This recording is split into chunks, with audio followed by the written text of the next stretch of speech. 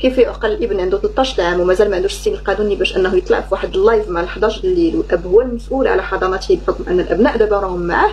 يطلع في واحد اللايف ديال الكبار وما عندوش السن القانوني ويضرب في الصحه العقليه ديال امه ويقول بان امه ثنائيه القطب ومحمقه وكدير الشوهه. هذا خط احمر ابنائي، خط احمر، لان القانون يعاقب على استعمال الابناء كوسيله ضغط على واحد من الطرفين، والقانون يعاقبكم على استغلال الابناء ولا التلاعب بالعقول الضعيفه ديالهم.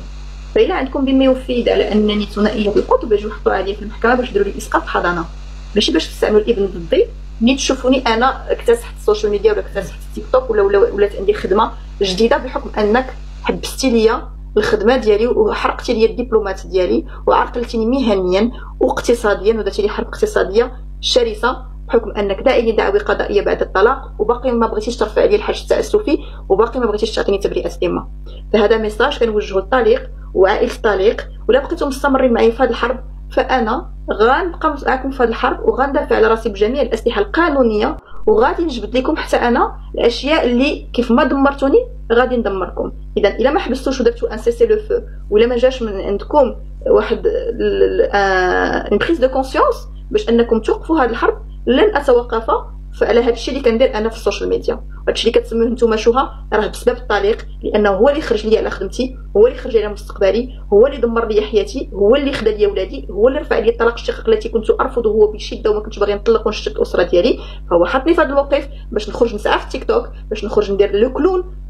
وندير البهلوان في التيك توك اللي جاب المشاهدات وباش ندخل به الفلوس باش نعيش وباش ناكل ويكون عندي مدخول، لان الدبلومات ديالي اصبحت كارت محروق وما كاين حتى شي واحد اللي غادي يخدمني بها في المغرب. لان اشاك فوا كنت كنحاول نخدم كنتي كتعرق ليا المسار المهني ديالي وكتصل برجال الاعمال باش ما يبقاوش خدامين معايا وكتخلق ليا عراقيل كبيره وكبيره، وخليتي عليا داك الحاج التحفظي وما بغيتيش ترفعوا عليا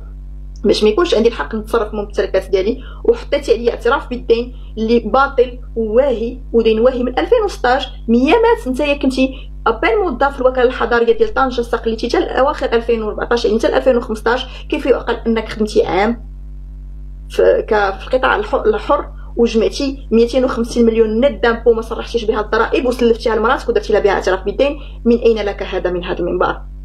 ولا ما بغيتيش انك تحبس علينا هذه الحرب غادي نمشي معك انا في من اين لك هذا، وغادي ندير اخراج من الحفظ وراه درتها ديال الشكايه اللي درت لك انا بخصوص التزوير ديال هذا الاعتراف بالدين ودرت التعرض على هذا الامر بالاداء. ومالغري سولا تقلتي الشركه ديالي بالديون ودعيتيني في المحكمه التجاريه ديال طنجه ودعيتيني عده دعاوي قضائيه وباقي متابعني بالتشهير. انا كنقول لك انا غنتابعك بدوري بالتشهير وان شاء الله راني في صدد ان الناس كيتعاونوا معايا باش نجيب لك كاع الثغرات القانونيه ديالك اللي درتيها باش انك تطلع في الشركات العقاريه ديالك، وما غاديش نخليك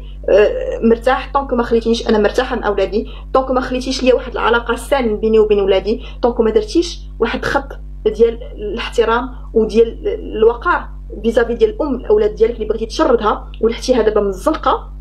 وقطعتي عليها حيتي ليها المكانه ديال الماء والضوء، يعني الحاجيات الاساسيه، وعرفتيني ما عنديش مدخول باش انا